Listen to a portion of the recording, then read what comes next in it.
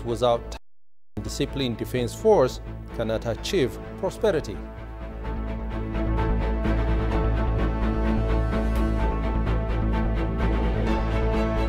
Army General says reforming regional special forces mean to enable them creation of more technologically innovative national armed force.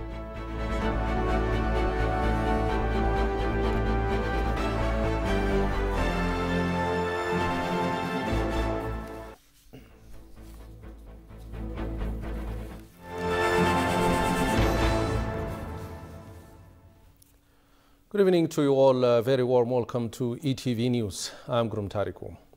Commander-in-Chief of the Armed Forces underscored that a state without tactical and disciplined defense force cannot achieve its prosperity. The Commander-in-Chief, Abiy Ahmed, made the remark today at the graduation ceremony of the 23rd Guba course and postgraduate candidate officers of the Ethiopian Military Academy at Hursoo Peacekeeping Contingent Training School. Shagai Matao brings us to speed.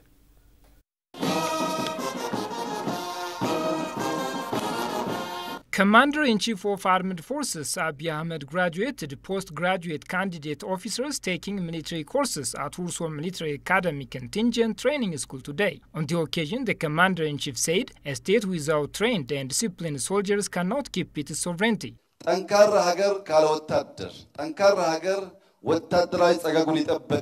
A state without trained and disciplined soldiers cannot achieve its prosperity. You, the troops of this aspiring nation, do have one aim, that is to defend your country, Ethiopia. That remains the ultimate sacrifice. Your important role is to defend and sustain your country.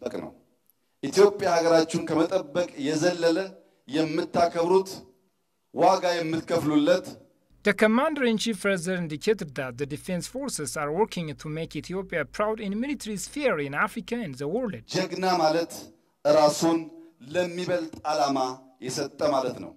Brave ones give a lot of themselves for the supreme aim. Yours and my aim is to build modern Ethiopia and pass it on to generations to come. Hence, we need to pay sacrifice to defend the nation, to make it self-reliant and prosperous. We also need to make the country famous in Africa and the world in the military sphere. On the event, Chief of Staff of the Armed Forces, Field Marshal Birhanu Jula, for his part, indicated that the Ethiopian National Defense Force is working to build physically and psychologically efficient soldiers. The aim of our defense forces is to build professional, trained and disciplined soldiers that are efficient physically and psychologically.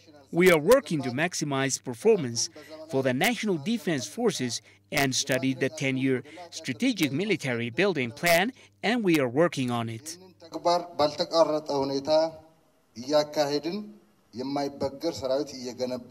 The candidate officers trained by the Ethiopian Military Academy at Hursoo Contingent Training School have mastered the military science and leadership skills required. Deputy Chief of Staff of the Armed Forces says the latest reform and reintegration of regional special forces is not meant to disarm them, but use them as building blocks of a unified, strong federal army. Briefing the media, the Deputy Army Chief of Staff, General Ababaw Taddese, underscored that the reforms are believed to restructure these special forces in such a way that they grow more technologically and innovatively advanced. General Taddese noted that the reform is based on the rigorous study carried out by a national committee that included representatives from the Federal Police, National Intelligence and Security, and the military and the government. The National Security and Intelligence Force has been hard at work on reform for the past 4 years. The reform aims to create a military force that is capable of defending a country's unity, sovereignty and citizens' well-being. The government has remained committed to making changes by reorganizing the regional forces in a way that will support a stronger, patriotic army, he underlined. This program is far from spontaneous. It only came after months of rigorous study. It's perfectly constitutional to organize an army from various paramilitary forces, including the federal police, ordinary police, and the likes. In another development, African countries need to draw lessons from the genocide against the Tutsi in Rwanda and make sure it will never happen again. Rwandan ambassador to Ethiopia, Hope Tumukunde Gatusura, said the 29th year genocide against Tutsi in Rwanda was commemorated today under the theme, Remember, Unite, Renew, at the African Union headquarters here in Addis Ababa.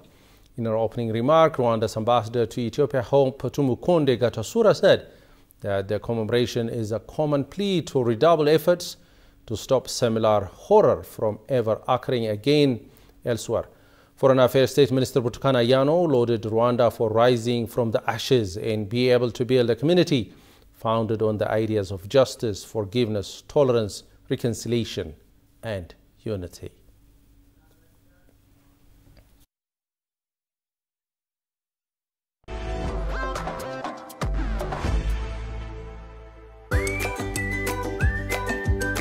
Welcome to the land of origins. Commercial Bank of Ethiopia is pleased to serve all your traveler banking needs. If you have money from any of these 16 countries, you can convert it to local currency by visiting our nearest branch. Alternatively, our secure Forex ATMs accept cash exchange, or if you prefer using your cards, we've partnered with Visa, MasterCard, and UnionPay so that you can withdraw cash from our local ATMs or make cashless transactions at thousands of local POS partners securely and with confidence.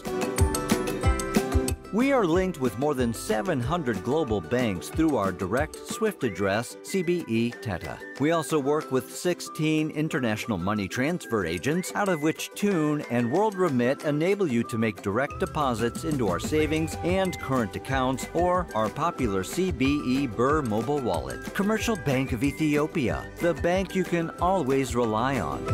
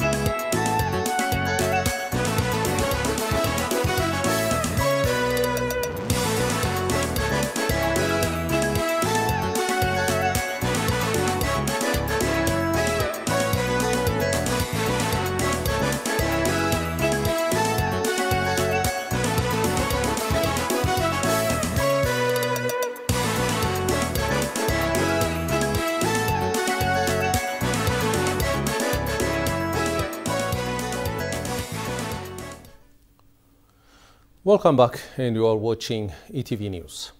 The Ministry of Education announced that all-rounded preparations are well underway to resume general education, including in 4 universities in Tigray State. Officials of the Ministry of Education and interim administration of the Tigray State, as well as presidents of universities, held a discussion on ways to resume education in the state, following the peace agreement reached in Pretoria between the government and TPLF. Reconstruction efforts are being underway in addition to the restoration of basic services and the provision of humanitarian aid to the people in the region. According to the State Minister of Education, Samuel Kafley, efforts are being made to resume general education, including in 4 universities in the region. Chief Administrator of the Tigray State Interim Administration, Getachew Radda, stated that although the damage caused by the conflict is huge, the efforts being made by the government to implement the peace agreement is encouraging. The president of the Addis Ababa University and Government Universities Cooperation Forum, Tasa Waldahana, on his part said higher education institutions should repeat their effective problem-solving measures by strengthening cooperation.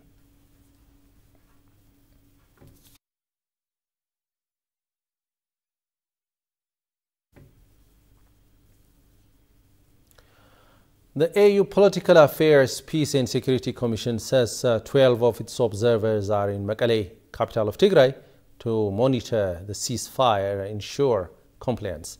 The Commissioner Bankole Adoye disclosed that the African Union is pleased with how the Pretoria Peace Agreement has been implemented so far. Kasaun Chani has the following dispatch. Take a look. The AU as a political body under whose framework the Pretoria Agreement has been signed, ending 2 years of hostilities, is closely following the implementation of the ceasefire. This and Bankole Adoye, Commissioner for the AU's Political Affairs, Peace and Security SARS continental body, is delighted with the significant accomplishments made possible by Ethiopia's full implementation of the Pretoria Peace Agreement. Ambassador Adoye underscored in an exclusive interview with the Ethiopian News Agency that the African Union supports the measures undertaken by both the federal government and the TPLF. The African Union is very pleased with the steps and milestones being achieved by the parties towards the full implementation of the Pretoria Agreement on lasting peace through cessation of hostilities on the northern Ethiopian question. We welcome the steps being made, and the African Union Commission has been mobilizing partners to support the implementation of the DDR process, particularly in relation to disarmament, demobilization, and reintegration.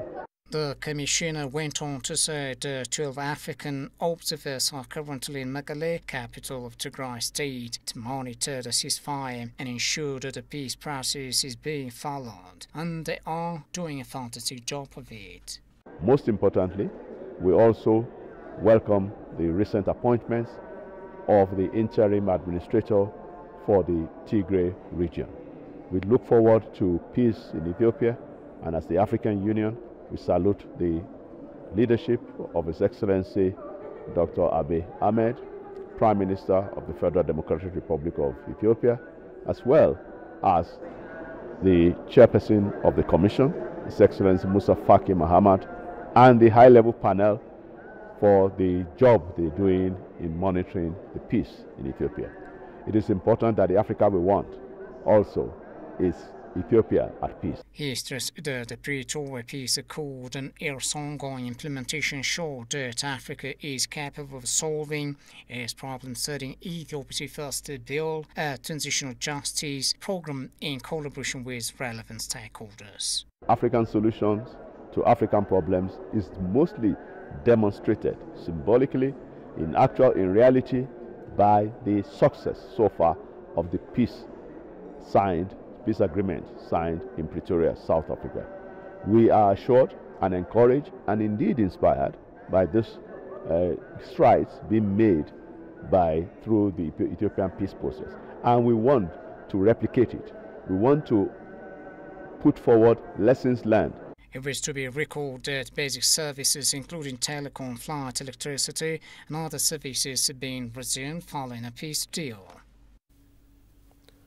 Helping the needy and poor segments, showing love and peaceful coexistence based on Islamic doctrine is said to be critical. Ethiopian Muslims residing here in Addis Ababa celebrated the third round Grand Ethiopian Street Iftar in the capital with various assortments today.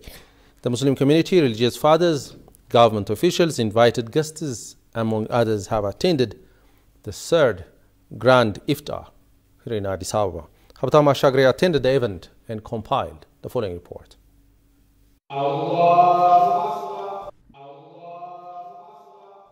This is one of the spectacular outdoor events organized by Addis Ababa Islamic Affairs Council and other stakeholders to commemorate the needy society in the capital.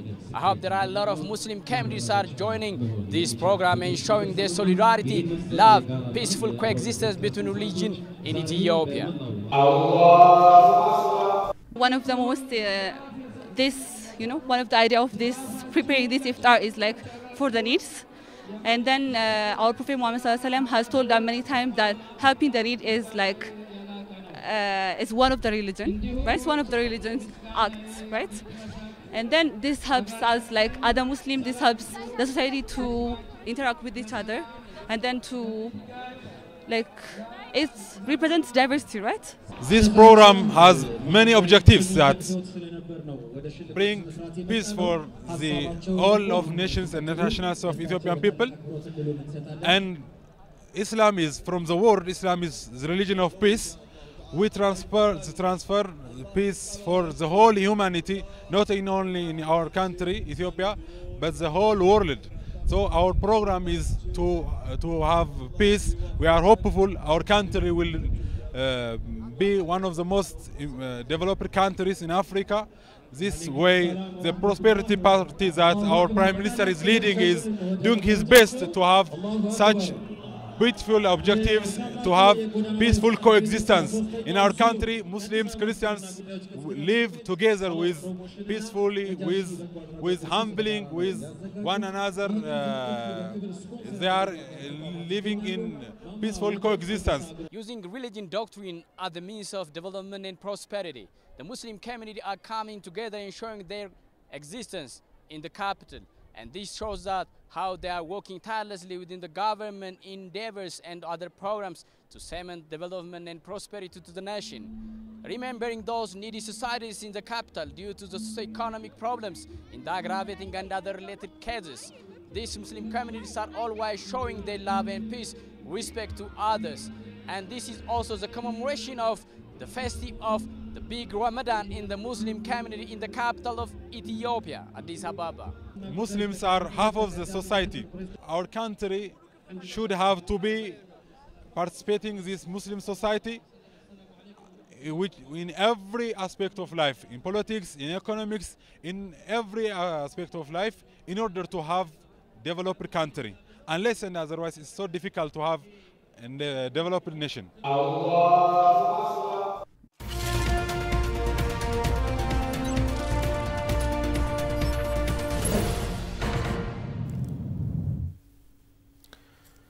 Ethiopian Airlines, the largest Pan-African aviation group and the proud national flag carrier, marks its 77th year anniversary today, April 8, 2023.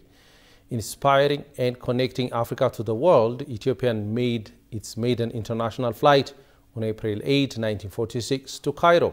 Since then, the airliner overcame the ups and downs of the aviation industry and the challenges unique to Africa to become Africa's largest, most profitable and award-winning aviation group. Among the many first introduced by the airline are the first jet aircraft in Africa, the first East Africa to West Africa scheduled flight, the first airline from the Western Hemisphere to fly to China, the first scheduled service between the capitals of most populous nations in the world from New Delhi to Beijing. It is also the first airline in Africa to introduce B767, B777, 200LR, B787, the Dreamliner, and later on A350 to Africa. Member of Star Alliance has gone through various challenges, with the latest one being the pandemic that hit the aviation industry hard recently.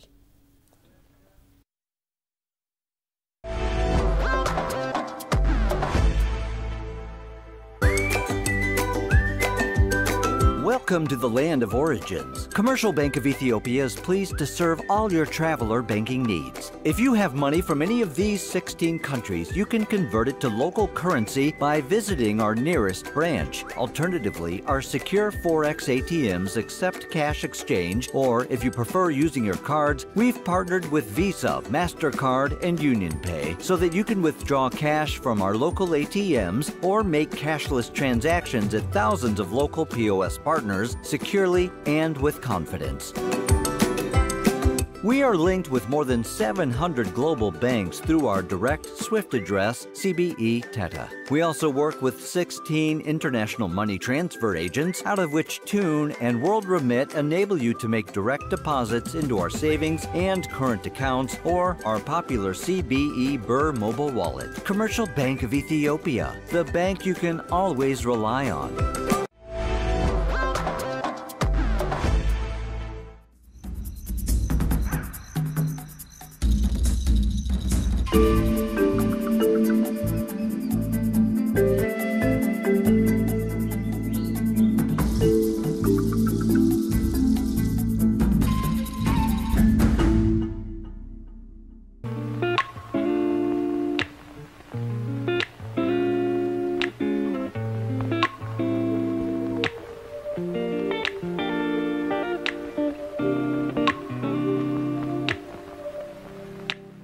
We used to have each other's playlists.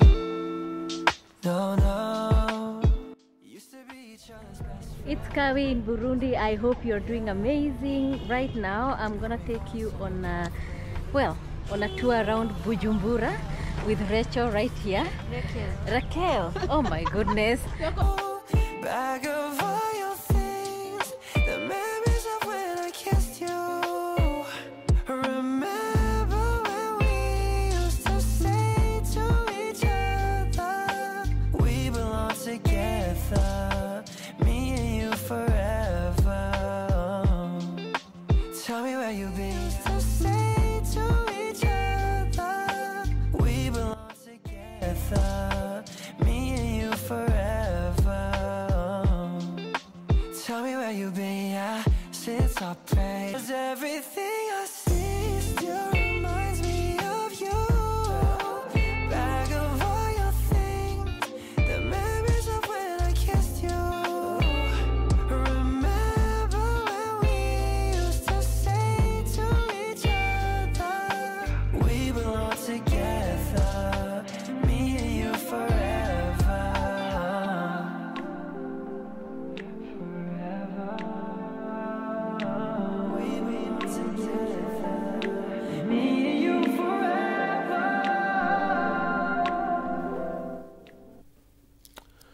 And finally, mass job cuts and business closures seen a host of employers in Kenya embracing more temporary employment contracts. According to the Federation of Kenyan Employers, one of the reasons for this shift is the effect of COVID-19 pandemic on employment. The Kenyan Federation of Employers says productivity is not the main focus for the many employers, as most of them in the industry are trying to work with a limb number. Binyam Alamayo has the details. Patrick Omar, who has enjoyed the benefits of a permanent job, is now forced to adjust his way of living after his employer decided to delist him as a permanent employee. Omar now earns per appearance. What he used to enjoy is now a living of the past and is forced to adjust his finances. I have been forced to cut on so much at times to even a meal a day. The quality of food has also gone down in the house due to the current pay I get. I have to adjust to feed my family because of the harsh economic environment. I have school fees. I have to send money to my parents up country and so much. According to a survey done by the Central Bank of Kenya and its partners called the Felix Household Survey of 2022, 28.5% of Kenyans work in casual jobs. That's slightly more than a quarter of the working population. Casual employment lacks benefits like pensions, health insurance, and other compensations. We had to look at how to renegotiate contracts, and the law actually allows parties to a contract to renegotiate and see if salaries could be reduced or people could earn less so that people don't lose jobs, but together we share the pain and earn less. And actually that was done in very many cases. Unfortunately, in some cases there were redundancies, there were exits, because some enterprises closed. Data from the Kenyan National Bureau of Statistics says that there were 18,332,800 employed Kenyans by the end of 2021, up from 17,406,700 in 2020. That was when a decline in employment overtook the nation as a result of the COVID-19 pandemics. The reality is that we are not out of the woods yet. And as we grapple with this combination of factors, there is still pressure on business, and that is then reflected in us trying to get some flexibility in the terms of employment, the terms of engagement that we have with our employees, because we've not been able to create the kind of and the number of jobs that the economy needs, not just the nature of work, because we talk about decent work. Omar hopes that one day his employers will reverse his contract back to a permanent worker, despite the harsh business and economic environment. Over now to a quick reminder of the headlines. Commander-in-Chief says a state without tactical and disciplined defense force cannot achieve prosperity.